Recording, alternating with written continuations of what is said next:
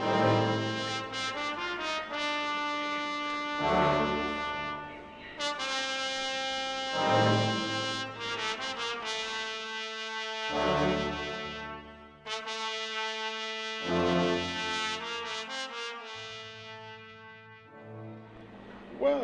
welcome to my YouTube channel. I'm going to review this Denver DCH-600 drone. And yeah, Denver is a Danish company, Denver Electronics, and they usually don't do their own stuff. As you see, this is a UDI U824 or a U818S, and to be honest, it's actually just a rebranded quad. It's actually the same. So, despite that, it has the same features as UDI's versions. So if we go to what's inside the box, you have this quad in the box, and these two legs comes in the box.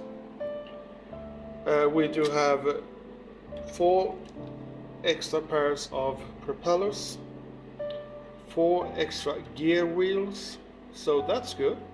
You can change if one of these gears breaks down. We also have extra screws here, and as you can see, let's see if we can focus. You can see here there are even some gears for the motors to change. We also have a battery, and as you can see, it's 2 parallel 3.7 volts batteries of 1000 milliamps. And then we have the charger, and be careful, up here there should be a little flap that should hold the connector together, but it actually got broken. I didn't drop it or anything, so it's really fragile, but it still works though. And we get a screwdriver, and SD card adapter, and of course we get this remote controller, and we get this manual. If we talk a little about the manual, it's a good manual. As you can see, it's actually written in many languages, according mine, Swedish, but it's also in English, and Russian, I think, Greek, and so on. But the thing is, don't believe this manual completely, because it's actually all wrong when it comes to charging. It says that it should be red light, constant red light when it charges, but it would flash when it's done charging. But it will not.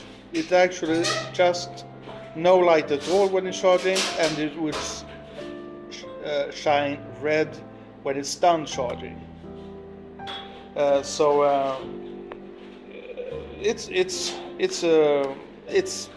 an error in the manual. I actually had to take contact with Denver to check it out. Then we have a little explanation how to control the quad. If you don't do this correct, it will not start. So it says like this, that you should put this remote control on, then pull the throttle level up and down, and then you should put on the drone. Then it's activated and you can fly. But you actually don't have to do that in that direction. You can do it as you normally do. You put this on, then you put the drone on, and then you do this level throttle up, down. So the Denver manual is good, but it has some errors in it, so be careful. The charging time is about 3 hours. Yes, you heard me, it's almost like 3 hours. I think it could be longer. I'm not sure, but it really is a long time charging. The flight time is actually close to 8-9 minutes, so if we talk about that, it's not a good deal at all. I mean, it takes 3 hours till you get out again. So if you could get these battery packages or something like that, so you have several of them, I think that is needed. You really need to have some extra packages to charge.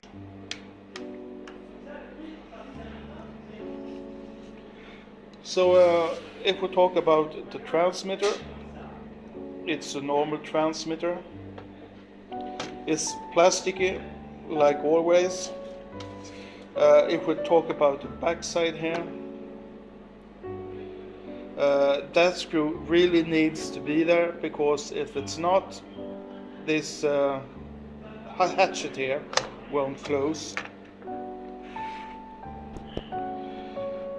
We have the on-off button here. You see, it gets on and it flashes like that. And then you should do like this, up and down, and it stops flashes. Now it's waiting for the drone or something like that. This is a throttle. This is left, right, forward and back. And this is left yaw, right yaw.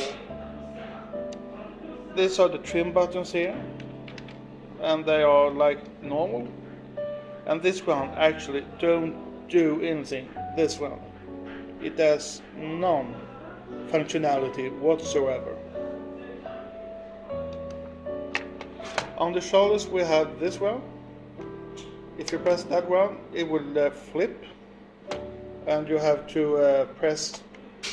If you press that one, it actually do beeping. It beeps, bap, bap, bap, bap, bap, and then you have to put this level on either side.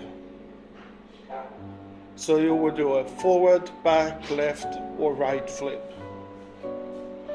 If you press this button here, you will light the LEDs down on the drone. So it has no headless mode, it has no return to home feature or something like that. If you press this one, you take a picture, as you can see. It's really good marked out, everything it does, especially those. This would activate the video camera.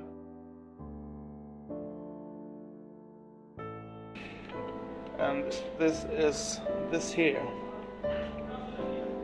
is actually automatic flip. It will flip whatever it wants by itself. And here we have low rate and high rate. The controller has a range about 80 meters according to Denver, but I actually think it do have the same range as the UDI. So maybe it's closer to 100 meters than 80 meters. If you get my drift, I still haven't gone outside the range when I've flown out here. So I don't think you have to be so scared about the range, even though it says 80 meters in the manual.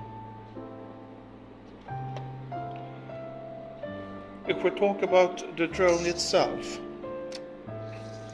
it's a plastic design, and it kind of looks like, as someone said, a snake head, but I actually think it could maybe look like a frog.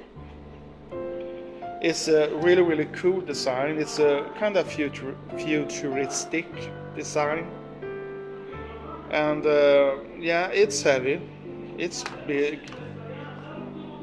As you see, it's really big. I can't get it into frame here.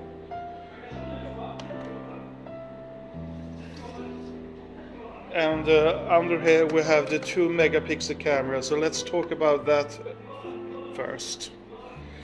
It's actually a really good camera. I think thanks to its that is screwed into directly to the body of the quad, it makes it more stable than many others.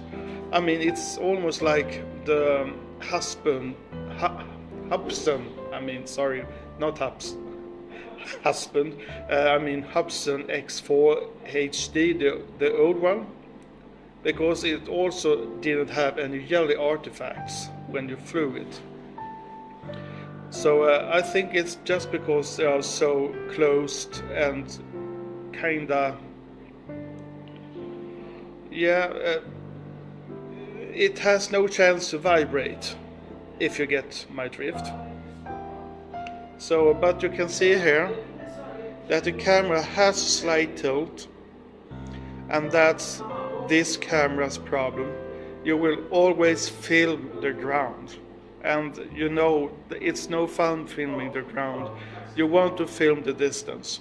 I know there are some people out there that actually want to film their garden perhaps, but I'm kind of want to see the distance, and I think most of us kind of want. So I did a little, as you can see here, there is some isolating tape.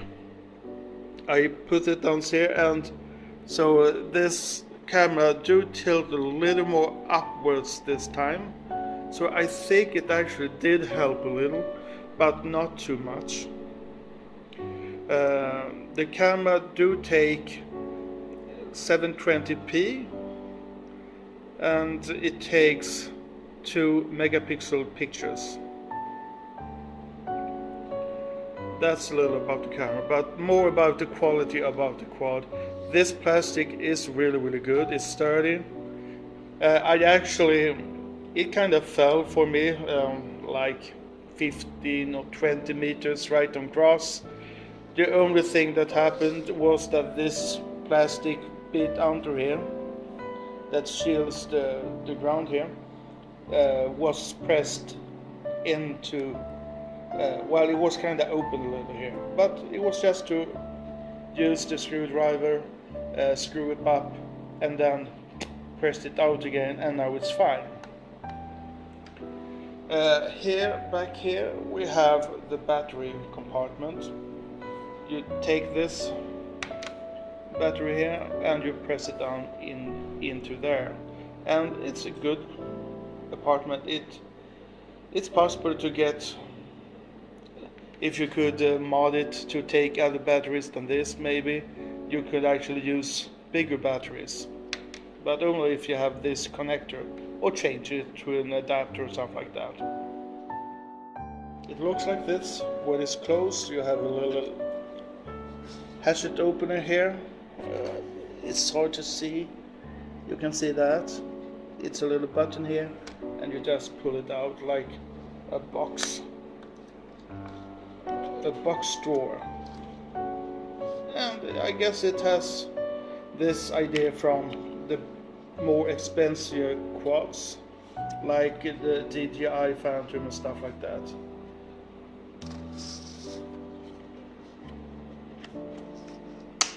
But you press it in like that. And the best part about this quad, it actually has an on-off button. You just press it like that, and you can see it looks like an Xbox in the air. I promise you, it's kind of cool. And to activate, to get contact, you do like this, and you do like that. Now it's activated. And now I should show you my problems. You see, I press it up here now, a little.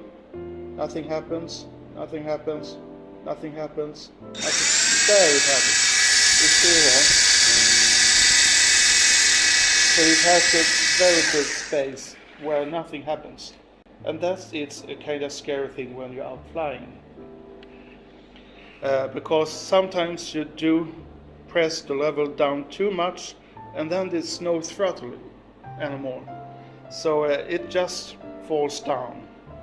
if you would hear the sound you would hear when the motor stops working. And it's not because I dropped out of the remote control range, it's just that I pulled it level down too far. So that's one of the bad things about this quad. As I said before, if I press this one, you will see it lets down the LEDs.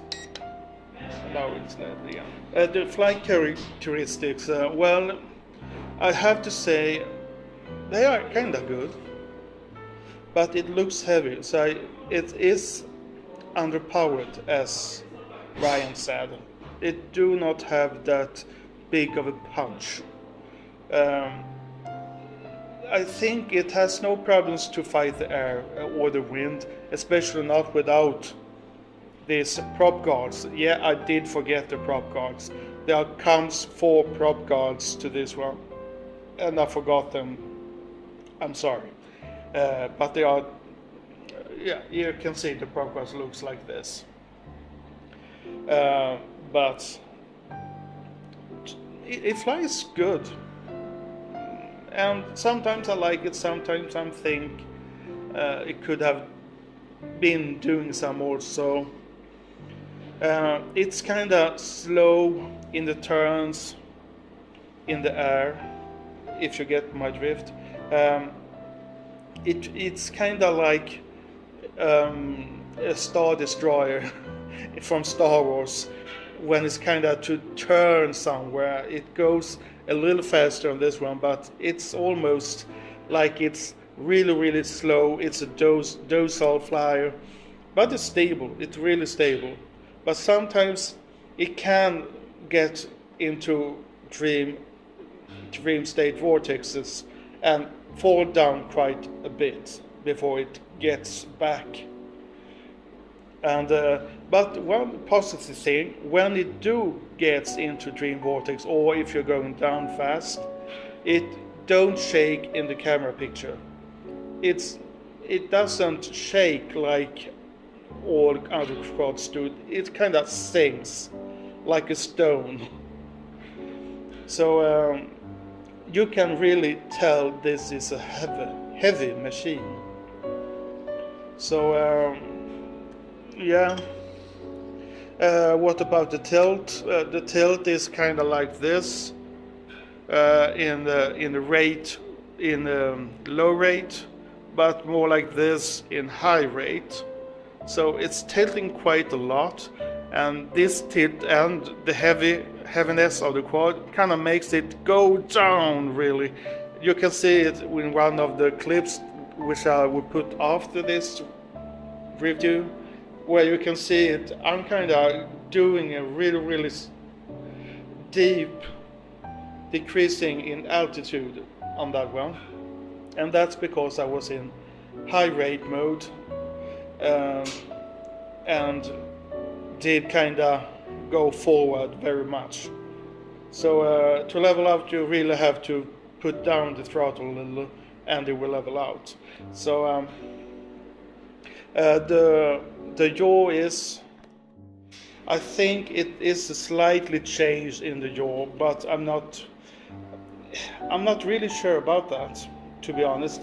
Sometimes it looks like a little faster yaw in high rate, but sometimes it feels like it's not a high. So I couldn't try it because it's too windy outside. I did try to fly it around in this room here. I'm actually in my pizzeria where I used to I buy some pizzas in here, and I did try it, fly it. The first one was about in high rate mode.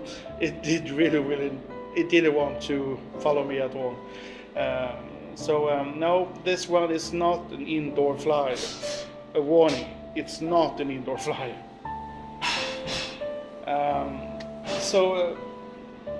In conclusion, it's a stable flyer. It can handle some winds, it's possible, but I do say that if you're not sure about flying into strong winds, you shall not do that. It can actually handle wind quite good if you have a high rate in activated case. But it's heavy. It's really heavy. So be careful. So it's a really docile and stable quad, and that's the good thing. The camera picture and the filming of the camera is also good. It's really good. It may be one of the best cameras I've seen on a quad, actually. The control range is also, I think, good. It's better than advertised, I'm sure of it, that Denver says. Still haven't lost the connection. One good thing more is that when the battery is up, this remote control actually starts to beep. So you don't have to watch for the LOD or LCD, you know, when the LED starts flashing because the battery it's empty, or close to empty. You can listen to the remote control because it starts to beep. So it says beep, beep, beep, beep, beep, and then you know it's time to land. That's a good thing. The bad things is that the camera tilts down, and it tilts down a lot. That's bad. You don't want to film the ground when you're flying. You want to film the distance, or at least a little higher up. And if the wind blows too much, you would kind of tilt down the whole flight. The charger here is a little fragile. This flip here, I guess that's not so good. I guess. And the charging time is not a good thing. 3 hours is too much. And this is both good and bad because there are errors in this one. So sure, I did forget something. Is it worth the money? I bought it 999 SEK. That's almost around, not really $100, but maybe $95 or something like that.